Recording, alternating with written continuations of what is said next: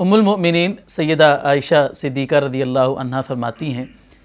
کہ میں نے دیکھا کہ رسول اللہ صلی اللہ علیہ وسلم کا موڈ بڑا اچھا ہے، آپ بڑے خوش ہیں، تو میں نے عرض کیا کہ یا رسول اللہ میرے لیے دعا فرمائیے۔ تو آپ نے دعا کی، اللہم اغفر لعائشۃ ما تقدم من ذنبها وما تأخر ما اسرت وما اعلنت، یا اللہ تو عائشہ کے اگلے پچھلے سب گناہ معاف فرما دے جو اس نے چھپ کر کیے ہیں یا اعلانیہ کیے ہیں۔ یہ دعا سن کر سیدہ عائشہ رضی اللہ عنہا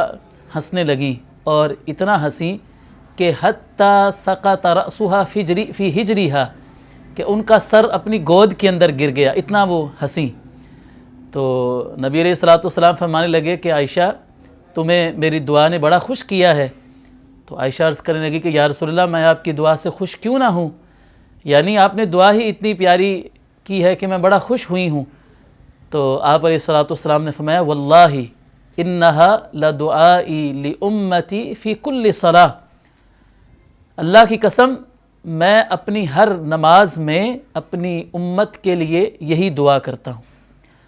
آپ اندازہ فرمائیے کہ رسول اللہ صلی اللہ علیہ وسلم کی اپنی امت کے ساتھ کتنی محبت ہے، آپ کتنے شفیق ہیں اور کتنے مہربان ہیں اپنی امت کے لیے، کہ آپ جب بھی نماز پڑھتے ہیں تو اس میں اپنی امت کی مغفرت کے لیے دعا کرتے ہیں۔ تو ہم مسلمانوں کا کیا حق نہیں بنتا کہ ہم رسول اللہ صلی اللہ علیہ وسلم کے ساتھ محبت کا اظہار کرتے ہوئے آپ پر کثرت کے ساتھ درود و سلام بھیجیں۔